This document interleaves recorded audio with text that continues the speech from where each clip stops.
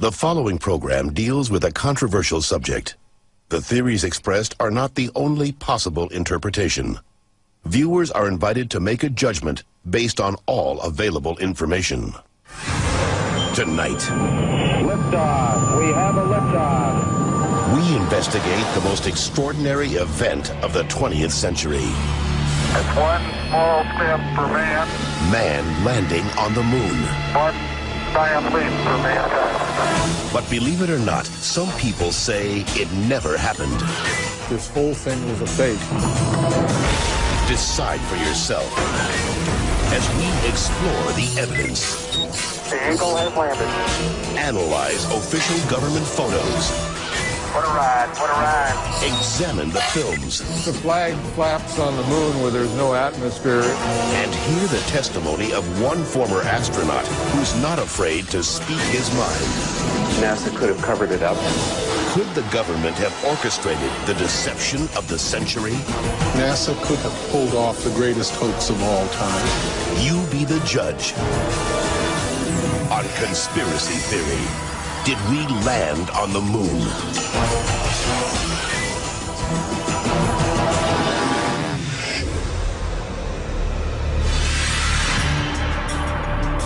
On July 16th, 1969, America held its breath.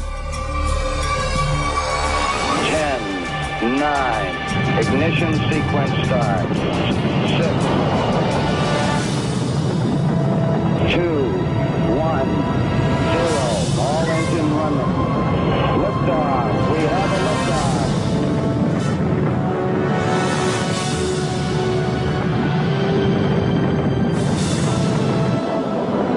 Apollo 11 blasted into space, beginning its 250,000-mile journey to the moon.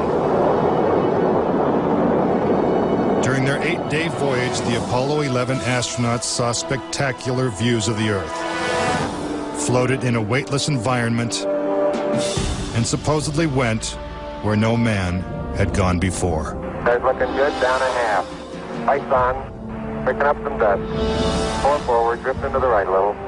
Contact light. Okay, engine stop. We copy you down, Eagle. Houston, Tranquility Base here. The Eagle has landed. But did it?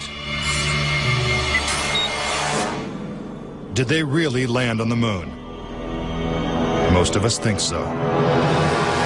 Millions of people watched on television as the lunar lander touched down, and these unforgettable words were spoken.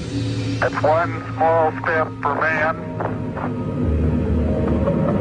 one giant leap for mankind. But even today, there are those who claim that believing in man's one small step requires one giant leap of faith.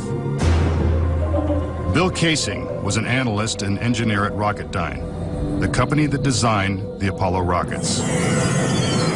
There were many problems that evolved during the 60s that led people to believe that we're never going to make it to the moon.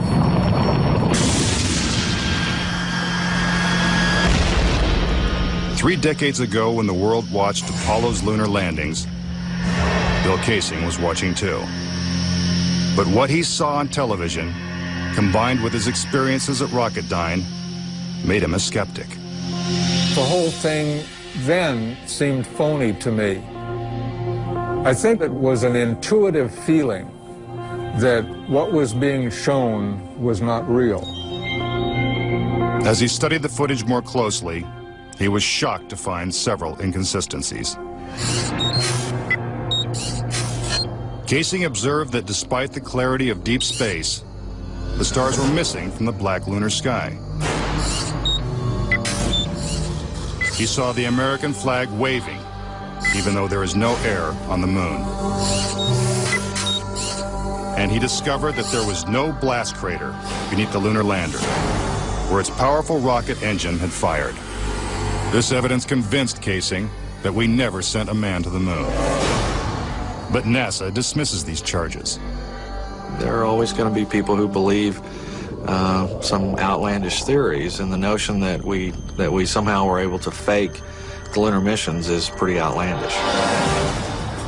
As outlandish as it might seem, it has been estimated that as many as 20% of Americans believe we never went to the moon. But how could anyone think that one of the greatest moments in human history is a hoax? Is it really possible that NASA deceived the world? According to a former astronaut, it's entirely possible. Regarding the Apollo mission, I can't say 100% for sure whether these men walked on the moon. Brian O'Leary was a NASA astronaut in the 1960s and served as a science advisor during the Apollo moon missions. It's possible that NASA could have covered it up just in order to cut corners and to be the first to allegedly go to the moon. Was getting to the moon first so important that our government would consider faking it? To find the answer, we have to go back 40 years, to a time when America and the Soviets were locked in a struggle for world domination. People assumed that the nation that won the space race would win the Cold War. We defined that as being first to the moon. It was a time of more or less national hysteria.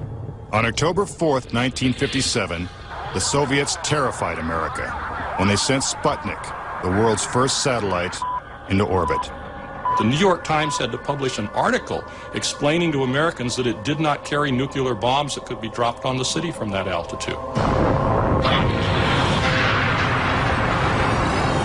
The American public's fear of nuclear annihilation intensified as Russia took the lead in the space race. House Speaker announced in Congress that we may be headed for extinction. Many feared that the Soviet Union's ultimate goal was to put a missile base on the moon.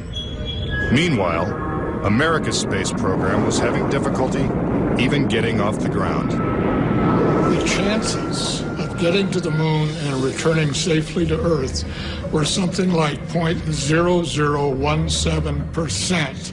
In other words, virtually an impossibility. What actually happened, in my mind, is that during the 60s, they said, if you can't make it, fake it. But if the Apollo missions were fake, how was this monumental hoax accomplished? According to Kaysing, the launch of Apollo's Saturn V rocket was real. It just never sent astronauts to the moon. The astronauts were launched with the Saturn V. Then, in order to account for their disappearance, they simply orbited the Earth for 8 days. And in the interim, they showed these fake pictures of the astronauts on the moon. But on the 8th day, the command capsule separated from the vehicle and descended to Earth, as of course was shown in films.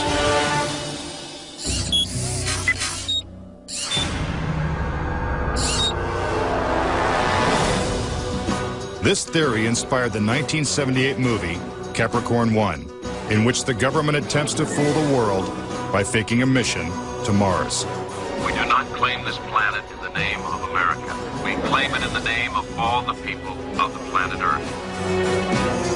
The Apollo footage is strikingly similar to the scenes in Capricorn 1. Producer Paul Lazarus suggests that the film's plotline could be more fact than fiction. I believe, had they wanted to, that NASA could indeed have pulled off the greatest hoax of all time, never sent anyone to the moon, and recreated it in a television studio. And I believe it could have been done at that time. The technology was in place. The footing is solid. The surface seems powdery. Surface is fine and powdery. I can pick it up loosely with my toe. What we put up on the screen was our own simulated version of whatever we could do within a $4.8 million budget.